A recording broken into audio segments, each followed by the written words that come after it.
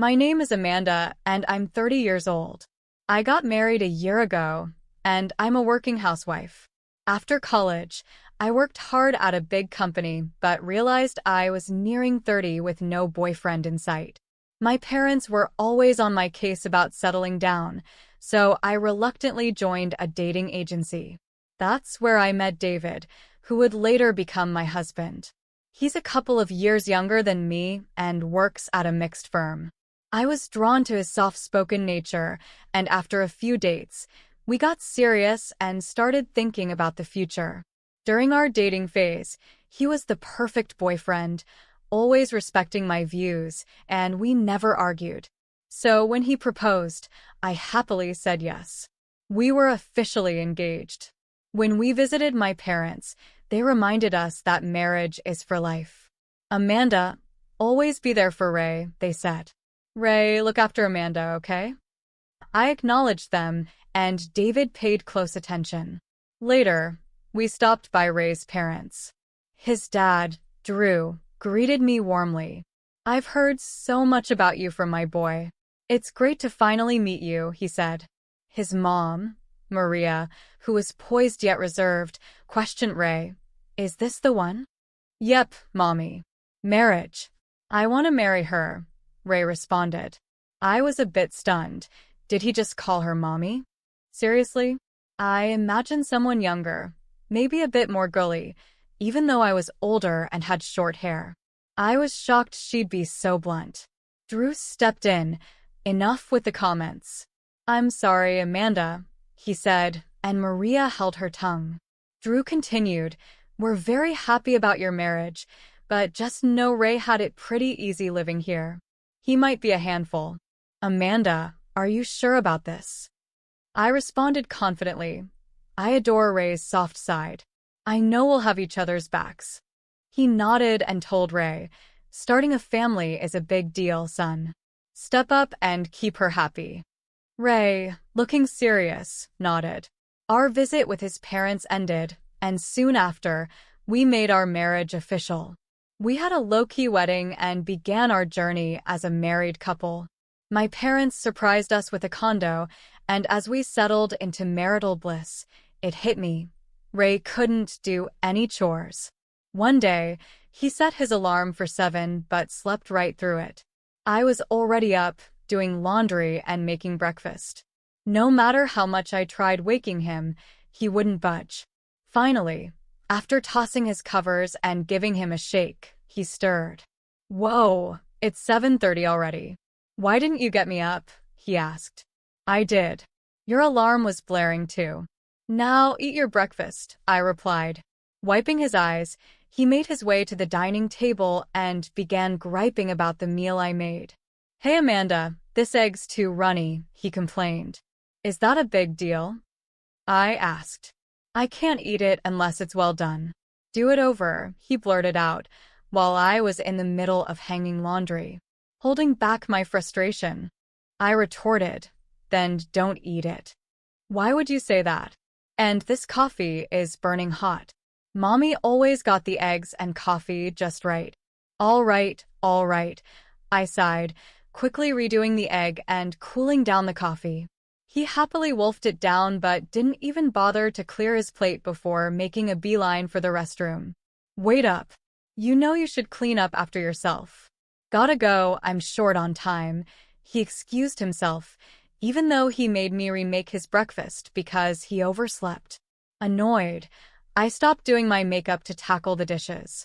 As I was picking out my outfit, he called out, Amanda, over here. What now? I've got to head out too. Help with my tie. I can't knot it. Standing there with the tie just hanging, he looked helpless. Seriously? You can't even do a tie? What did you do before we got married? Mommy always did it, he mumbled. I exhaled, knotted his tie, and somehow we both managed to leave the house. That's just how it was. He never pitched in with any housework. I felt like I was juggling everything, plus babysitting him. Every time something came up, it was always, Mommy did it this way, or with Mommy, it went like that. Always referencing Maria. This routine stretched on for a year, and the pressure kept mounting. Thoughts of divorce started sneaking into my mind, but my dad's words about marriage being forever held me back. Out of the blue, due to a work hiccup, I was assigned a week-long business trip, starting the next day. When I broke the news to my husband that evening, he was deeply engrossed in his video game and looked taken aback. Hold up, a business trip? A whole week. It's out of my hands. Work's calling. No way. Who's going to cover for you here for a week? He played on, clearly peeved. You'll have to step up. It's about time you got a grip on house stuff. At that, he set down his game and locked eyes with me. Isn't the wife supposed to care for her husband and the house? Are you just bailing on that? Seriously? That's such old school thinking. We both have jobs. We should be a team. That's not how I see it. Mommy was always on top of things at home. But she was a stay-at-home mom. And honestly, it's kind of odd to hear an adult man always bringing up his mom. He pushed back. What's your deal? Taking shots at me and my mommy? I'm not, but let's be real. You're a mama's boy. Really? That's how you see me? You think you can talk to me like that? I thought, oops, but I had hit my limit. Face it, you're a mama's boy. You can't get up without help, can't even knot your own tie, and won't lift a finger around the house. And you're constantly comparing me to your mom. For once, handle your own stuff. Really? You're going to come at me like that? That's why I was iffy about marrying someone older. I should have listened to mommy and chosen a younger, perkier girl. His words hit a nerve, and our conversation spiraled into a major blowout. Even joking, he shouldn't have said things like that. We're married. If I had known you'd be this bossy and distant, I'd have thought twice. Maybe splitting up is our best bet. I was taken aback by his sudden talk of divorce. He continued, sounding rather smug. You can't possibly get divorced, can you? You wouldn't want to be labeled as a divorcee. And remember what your dad said about sticking together. Don't just throw the word divorce around. Well, I just did, he shot back.